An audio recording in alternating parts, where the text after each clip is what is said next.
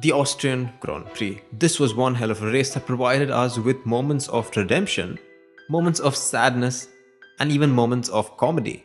So stick with us as we take you through this one very happening Grand Prix.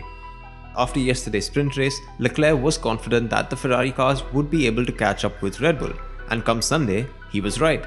As the lights went out, Leclerc looked like he had the faster car. There was no doubt about that. Max defended hard, but it was almost too easy for Leclerc, and Leclerc was ahead.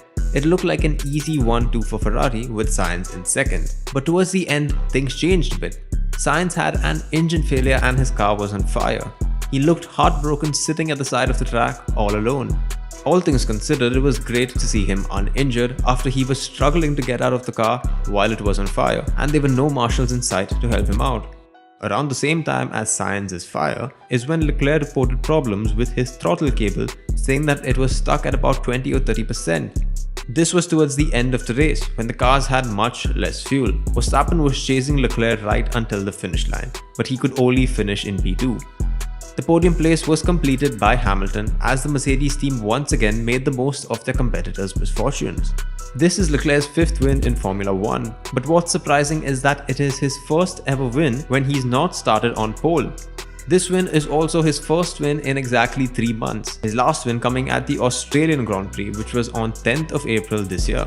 Sergio Perez started in 5th today after a blistering sprint race that saw him gain 8 positions. But in the first lap, George Russell made contact with him and that sent him into the gravel. The team retired the car shortly after.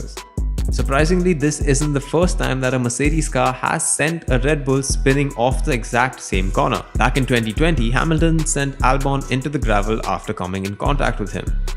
Russell got a 5-second penalty for his contact, but he managed to recover well and he finished the race in P4. Now keep in mind that the Austrian Grand Prix track, the Red Bull Ring, is a circuit that is filled with high-speed corners. So at circuits like this, you tend to see cars sliding out a bit wide in a corner. But the FIA knew that, and they were watching out for offenders like policemen during the first lockdown. And just like this video, they did penalize the drivers. Drivers were given warnings and even time penalties for exceeding track limits. And here are some of the best reactions from the fans online. Another one, thank you. Another one, thank you. Another one, thank you. Another one, thank you. After all of the time penalties, Ocon finished in an impressive 5th, while Mick Schumacher came out in 6th, his best ever finish in Formula 1. He was also voted as driver of the day by fans after some impressive overtaking and some serious skills. His Haas teammate Kevin Magnussen finished in 8th, while Lando Norris had time penalties and he finished in 7th. Daniel Ricciardo enjoyed another great finish. He held on and finished in P9, getting valuable points for the team. Fernando Alonso started from the back of the grid after problems with his car yesterday, but finishing in the points. He finished 10th and even had a moment where he was overtaking Tsunoda and Tsunoda pushed him out onto the grass at extremely high speed. But Alonso kept it cool and he even had a moment to tell Tsunoda how he felt, waving his finger at the driver.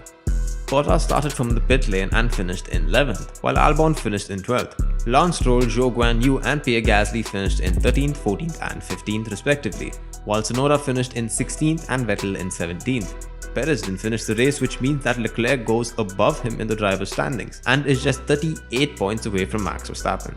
But interestingly, McLaren and Alpine are now tied at 81 points in the table. An interesting battle in the midfield is in the making. So that's how the Austrian Grand Prix went. This weekend we saw that Formula 1 is unpredictable but also entertaining. If you want to stay updated with all things Formula 1, do remember to subscribe to Fervent Motorsports as we'll keep you updated with all things motorsport.